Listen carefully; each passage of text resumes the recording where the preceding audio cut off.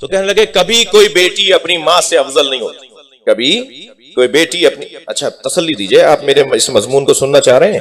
کبھی کوئی بیٹی، اب قاعدہ اعلان، کبھی کوئی بیٹی اپنی ماں سے افضل نہیں ہوتی، تو بھائی قائم رہنا اس بات پر کہ اولاد ماں باپ سے افضل نہیں ہوتی، تو پھر قائم رہنا۔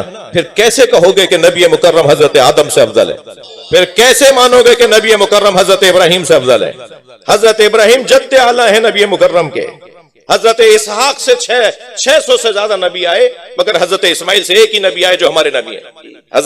حضرت ابراہیم کے 2 بچوں سے نسل چلی، حضرت اسحاق سے تو 6000 کچھ نبی آئے، معاف کیجئے گا 600 کچھ نبی آئے، اور حضرت اسماعیل سے صرف ایک ہی نبی آئے جو ہمارے نبی ہیں۔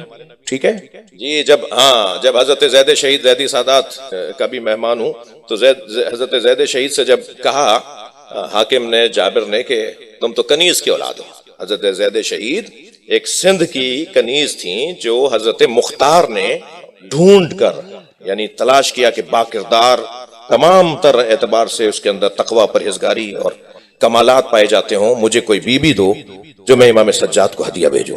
تو حضرت مختار نے، حضرت بی بی پاک دامن کو بھی انہوں نے یہاں بھیجا، حضرت مختار نے۔ یہ حضرت بی بی پاک دامن بھی مولا علی کی بیٹی، یہ جناب زینب کی بہن، حضرت مسلم کی زوجہ، ان چھوٹے چھوٹے 2 بچوں کی ماں۔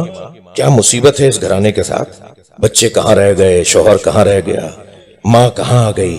حرم امام رضا نے تصدیق کی ہے بی بی کی کہ بی بی رقیہ بنت علی ہیں۔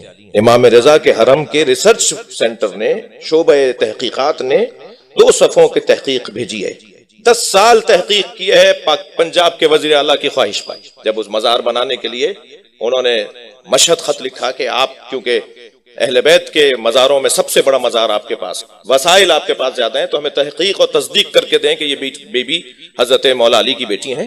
10 سال لگائے ایرانیوں نے، محققین نے، اور پھر 2 صفوں کا خط لکھا ہے۔ میں نے جب یہ انصر بھائی 2 سال پہلے جب یہ ایک جگہ بات کی تو خود میرے قبیلے کے لوگ میرے پیچھے پڑ گئے کہ صاحب یہ کہاں سے لے آئے اور یہ وہ۔ تو پھر ابھی جو میں مشہد تھا، زیارت کے لیے گیا تھا، تو میں نے دوبارہ جا کے حرم میں ان سے کہا جی یہ لیٹر آپ کا ہے، اس کی تصدیق دوبارہ مہر لگا دیجئے کہ آپ نے جاری کیا تھا 2014 یا 15 میں۔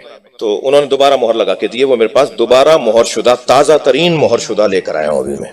اب جب ہر جگہ ہم ایک ہی بات کرتے ہیں کہ ایکسپرٹ کی رائے، ماہر کی رائے، تو جب ماہر بتا رہے ہیں تو مان کیوں نہیں رہے؟ تو بی بی کو حضرت مختار نے یہاں بھیجا، حضرت مختار نے ہی حضرت زید شہید کی والدہ کو، امام سجاد کو ہدیہ بھیجا، جن سے حضرت زید شہید دنیا میں آئے۔ سندھ کی ظاہراً ماتلی اور تلہار اور ان علاقوں سے کچھ جو شواہد ملتے ہیں وہ ان علاقوں سے وہ بھی۔ تو کہنے لگا تم تو کنیز کی اولاد ہو۔ تو حضرت زید شہید نے ہونٹ کٹا ہوا تھا، ہاتھ بندھے ہوئے تھے، کچھ دیر بعد شہید ہونا تھا، دربار میں انہیں گرفتار کر کے لائے تھے، سارے عزیز ان کے سامنے مارے جا چکے تھے۔ تو حضرت زید شہید نے خطبہ ارشاد فرمایا، اور خطبے میں کیا فصاحت ہے، کیا بلاغت ہے، جس میں اس نے الجھ کے کہا کہ تم بنی ہاشم اتنے فصیح و بلیغ کیسے ہوتے ہو۔ تو حضرت زید شہید کا بڑا تاریخی جملہ ہے، فرماتے ہیں ہمیں دیوان ابو طالب اور خطبہ حضرت زہرا پڑھایا جاتا ہے، جس کی بنیاد پر ہم بنی ہاشم والے بولنے میں، بات کرنے میں ہنر اور مہارت رکھتے ہیں۔ اس خطبے میں حضرت زید شہید نے اس بات کا جواب دیا، اور تو نے یہ کہا، اور تو نے یہ کہا، ایسے جواب دیا، اور کہا تو نے یہ کہا کہ میں کنیز کی اولاد ہوں۔ اگر کنیز کی اولاد ہونا کوئی کمی ہوتی تو خود ہمارے نبی خاتم الانبیاء حضرت اسماعیل کی اولاد ہے، اور حضرت اسماعیل کی ماں کنیز تھی۔ خطبہ ہے مولا سے۔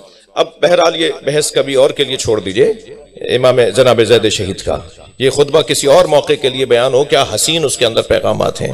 بات اتنی ہے کہ سرکار دو جہاں حضرت اسماعیل سے، اور سرکار دو جہاں تمام تر کمالات کا مجموعہ، اور جو کمالات کا مجموعہ ہے وہ کسی کے آگے جھکتا نظر آئے، نہیں ہے ہضم والی بات نہیں ہے تو لفظ بہتر کروں، کسی کے آنے پہ کھڑا ہو جائے، کسی کے ہاتھوں کا بوسہ لے اور کسی کو اپنی جگہ پر بٹھائے۔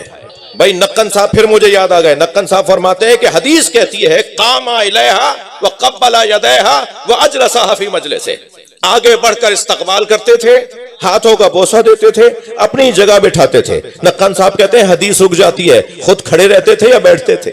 سیدہ کو اپنی جگہ بٹھا کر نبی مکرم کھڑے رہتے تھے۔ ایک صاحب نے کہا کہ صاحب یہ کیسے ممکن ہے؟